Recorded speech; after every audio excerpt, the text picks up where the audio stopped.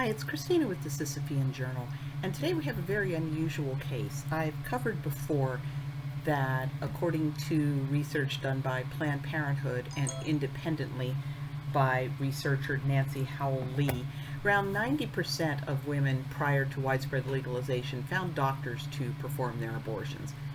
Of the remaining 10%, it's Nancy Howell-Lee who broke it down a bit further.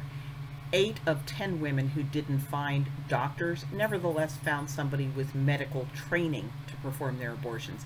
Today, we're looking at a highly unusual case, therefore. It's one of that roughly 2% of women who had an amateur.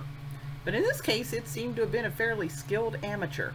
And in the last place, you'd be expecting to find an abortionist.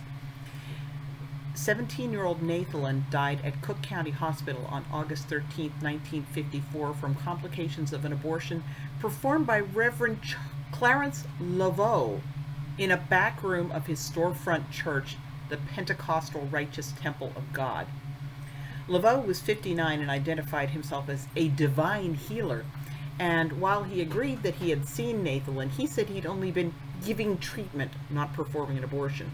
But despite his protests, when police raided the place, they found 2 rooms in the back of the church that were fully equipped to perform abortions. And if you follow the link below, courtesy of Jet Magazine, which leads me to believe that Nathelyn was a young black woman, they had a picture of the outside of the church with one of the police women who performed the raid, and the inside of the church with the policewoman showing off the instruments that they found. Interestingly enough, police were led to Leveaux's little makeshift abortuary by a 17-year-old white girl who had been injured and identified Leveaux as her abortionist. So an unusual case, but one that I'm not going to simply gloss over because I do not play the game of we only talk about abortion deaths that I think prove a point.